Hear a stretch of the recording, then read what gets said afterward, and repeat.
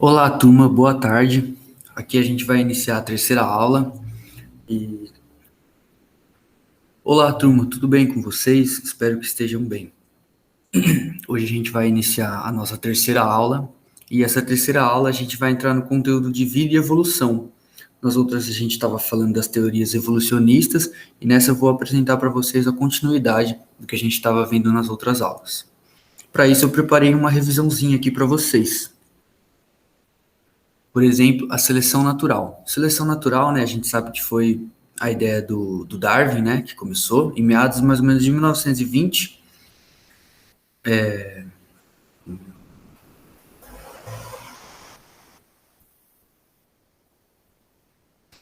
Olá, turma, tudo bem com vocês? Espero que estejam bem. Aqui nessa aula a gente vai dar continuidade, né, do que a gente estava trabalhando nas aulas passadas, que era referente à evolução, né? Nas aulas passadas a gente estava vendo sobre as teorias evolucionistas, né? A gente viu lamarquista, darwinista, aquelas principais ideias, né, os principais argumentos.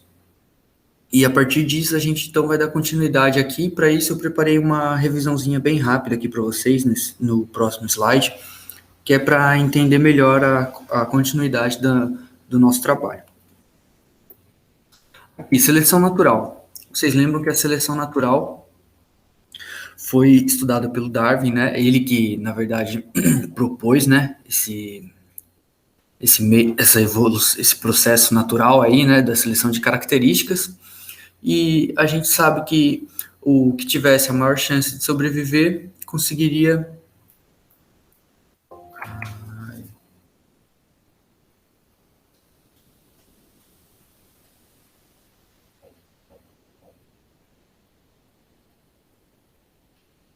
Olá, turma. Boa tarde. Tudo bem com vocês? Espero que estejam bem. Bom, aqui nessa aula a gente vai dar continuidade no tema que a gente estava vendo nas aulas anteriores. No caso é evolução. Nas aulas anteriores a gente viu as ideias de Lamarck, né? Lei do uso e desuso, né? Isso a gente tem que sempre lembrar nisso. E que os caracteres eram transmitidos aos seus descendentes. Tal semelhança dos caracteres hereditários seria também ideia do Darwin, né? Que também falava sobre isso. Porém, o Darwin, ele não falava da lei do uso e desuso. Ele falava que havia a seleção natural, né? E no próximo slide eu vou explicar melhor para vocês sobre isso. Então, a gente vai começar dando início aqui à ideia que foi para frente, que no caso do Darwin, que é a seleção natural, que seria um processo natural aí de seleção de característica. Por que é um processo natural? A gente vai ter, lembra do pescoço da girafa, a girafa do pescoço curto que não vai conseguir se alimentar, ela não vai conseguir se alimentar, portanto ela vai morrer. Então, não vai deixar descendentes, não vai ter chance de sobreviver e não vai ter um sucesso reprodutivo. A girafa com o pescoço mais comprido, ela vai conseguir se alimentar, então ela vai ter maior chance de sobrevivência. Portanto, essas características, então, elas vão ser passadas aos seus descendentes. Mas aí fica um questionamento. Na seleção natural, Darwin não sabia explicar como essas características, como havia mutações, etc., e como elas eram passadas aos seus descendentes. Porque a gente tem que lembrar que nessa época o avanço da genética era bem pequeno. Praticamente foi depois de Mendel que começou a surgir os estudos sobre genética, né? Sobre mutação, recombinação gênica, que a gente vai ver mais para frente. Então, resumindo, era mais ou menos isso. Era sobre a seleção natural que o Darwin batia a tecla. Após uns estudos, né, a gente vai começar a ver agora a teoria sintética da evolução. O que seria essa teoria sintética da evolução? É como se fosse o darwinismo, porém agora a gente vai ver mutações, recombinação gênica e ver como que ocorre a variabilidade nesses organismos, né? Foi mais ou menos por volta de 1920, né, com o desenvolvimento da genética, os processos da seleção natural eles foram melhor compreendidos. Por que foram melhor compreendidos? Por conta dos estudos do Mendel. Então, essa teoria que a gente vai estudar agora, da teoria sintética da evolução, ela vai apontar, né, por exemplo, mutações, né? O que seriam essas mutações? Seriam alterações no material genético. A gente vai ver também a recombinação gênica, e essa recombinação gênica é que vai gerar a variabilidade genética. A gente tem que lembrar que nenhum organismo é igual ao outro. Então, essas diferenças que fazem ter essa variabilidade dentre os organismos. A partir disso, agora a gente vai ver um termo que é especiação. O que seria essa especiação? É a formação de novas espécies. Então, para que ocorra a especiação, é necessário 3 condições aqui que eu coloquei para vocês. Ó. É necessário ter variabilidade, ou seja, um organismo tem que ser diferente do outro. A partir da seleção natural, né? Porque a seleção natural é o que vai fornecer para o organismo a chance de sobreviver e também o sucesso reprodutivo. É seleção natural, é a teoria, sempre lembrando, relacionando com o darwinismo. E também com o isolamento reprodutivo, né? A gente tem que lembrar que se é isolamento reprodutivo, a gente não tem formação de novas espécies. Se as espécies estão convivendo entre si, não estão separadas, elas vão acabar se reproduzindo ali naquele mesmo ambiente. Então, aqui eu dei um exemplo para vocês, aqui na figura. Na parte 1 aqui da figura, a gente vai ter aqui uma população de borboletas, ela consegue voar sobre montes baixos. Aí, com o passar do tempo, os montes se transformam em cadeia de montanhas. Ou poderia ser outra espécie ali, formação de algum rio, etc. E daí, a gente vai ver que tem grupo isolado, a branca e a azul. Os grupos isolados, eles não vão poder mais cruzar entre si. Então, eles vão evoluir separadamente. Mas a gente tem que sempre lembrar, ó, mesmo ancestral em comum, porém evoluindo separadamente. Então, vai formar 2 espécies diferentes. Depois de muitos anos, quando elas se encontrarem de novo, como elas já são espécies diferentes, elas já acumularam muitas diferenças. Então, elas não vão se reproduzir. Por isso que a gente fala isolamento reprodutivo. Então, o isolamento reprodutivo a gente pode dizer que é o quê? Uma palavra bastante importante aí para a gente iniciar, progredir, né, na nossa aula, né? Que ele vai ocorrer quando 2 populações, né, de uma mesma espécie original, sempre lembrando, mesmo ancestral em comum, elas vão se tornar diferentes, ao ponto de que a reprodução delas não vai ser mais possível, como eu expliquei para vocês aqui no esqueminha. Então, aí vai formar 2 espécies distintas. A gente vai ver aqui que tem uma barreira geográfica, no caso aqui a cadeia de montanha. Pode ser rio, pode ser a montanha aqui, como eu apresentei. Então, a barreira ela vai dividir a população original. Dividindo essa população original de certa espécie em 2, ou pode ser em 3, sei lá. Isso aí não importa. Então, isso aí que vai determinar para a gente o isolamento geográfico. A gente tem que pensar também que as condições ambientais de um lado é diferente do outro. A partir disso, a gente vai entrar agora no tema de árvores filogenéticas, gente. A gente tem que lembrar, né, que é sobre a história evolutiva dos seres vivos. O que seria essa árvore genética, então? É a representação da história dos seres vivos. Começando aqui do primeiro ser mais primitivo, havendo mutações, especiação, aqui, ancestral em comum, vindo para cá, até chegar ao que é hoje em dia. A gente está vendo aqui dos felinos. Teve um felino aqui que foi havendo especiação até chegar no que a gente conhece hoje. Então, essa árvore filogenética ela vai ser uma espécie de diagramas que vai indicar a relação de parentesco. E daí sempre vai ser parentesco evolutivo entre os grupos, né? E esses grupos, por exemplo, eles podem ser de diferentes espécies. Porém, o ancestral vai estar em comum ali entre eles. Em uma árvore filogenética, a gente pode perceber que os grupos são representados nas pontas dos ramos.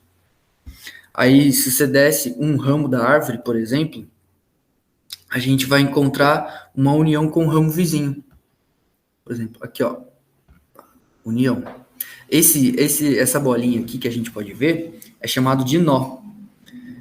E esse nó, ele vai representar o ancestral comum mais recente, compartilhado por ambos os grupos. A gente tem que sempre lembrar, galera, quanto mais recente é o ancestral compartilhado entre 2 ou mais grupos, maior vai ser o grau de parentesco. Por exemplo, o leopardo aqui e o leão, o grau de parentesco deles é mais próximo do que o leão do tigre. Pode ver, ó. Então, as árvores filogenéticas, elas são representações, né, que podem se modificar à medida que novas descobertas acontecem. Vamos supor que tenha outra espécie aqui. Então, vai haver outra espécie. E conforme vai havendo novas descobertas, essa árvore vai aumentando. Aqui agora a gente vai entrar em evolução e diversidade, galera. Eu até botei uma frase aqui que é muito importante para a gente compreender toda essa nova dinâmica aqui que eu vou entrar com vocês. Ó, cada ser vivo ele está adaptado ao ambiente em que vive e desempenha um papel essencial para a manutenção do equilíbrio do ecossistema. Ou seja, a diversidade junto com a evolução, elas caminham juntas.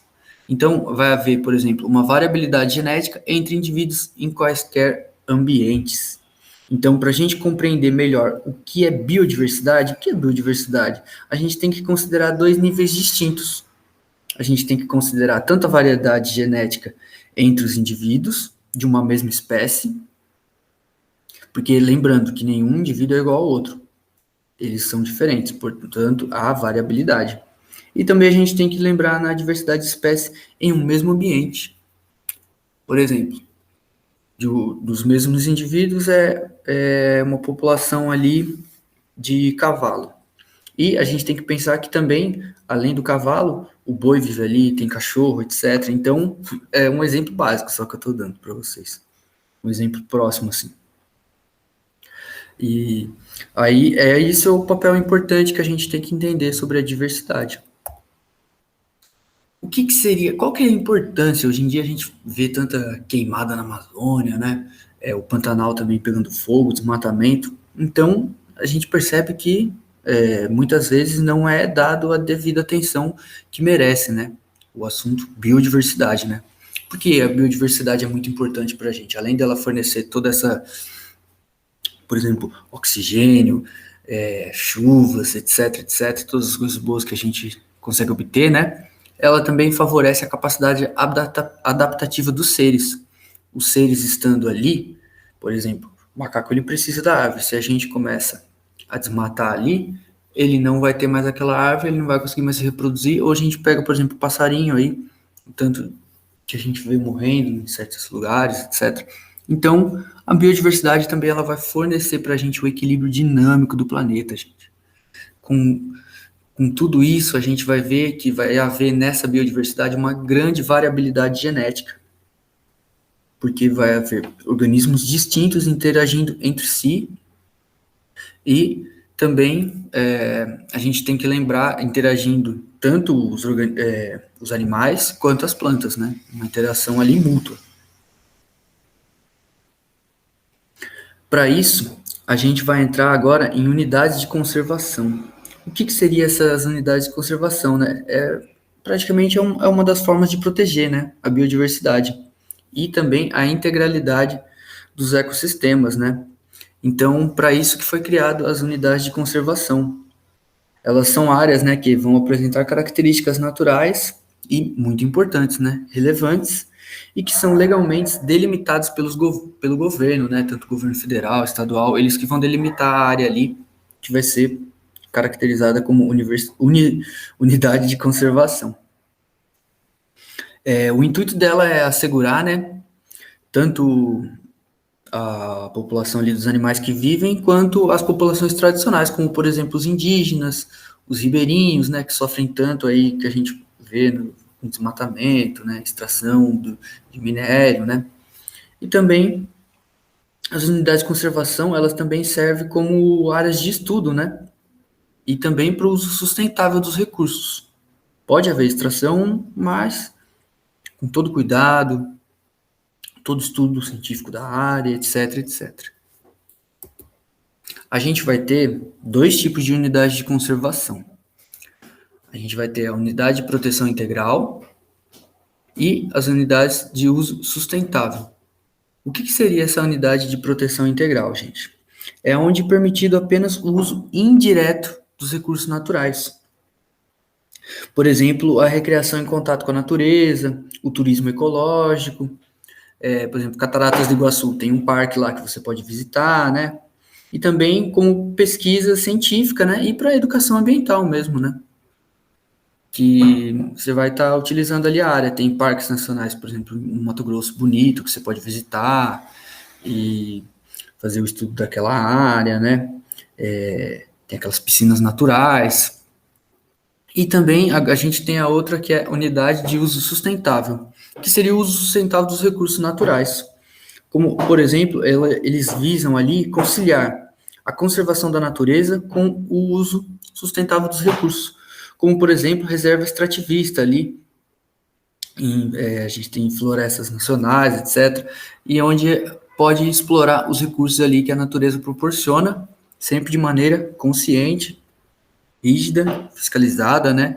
Porque a gente pode ver aí que hoje em dia está complicada a situação, né? Bom, galera, e é isso. Aí eu vou deixar no comentário um questionário para vocês, e na próxima aula a gente vai dar continuidade sobre as unidades de conservação. Muito obrigado, até mais.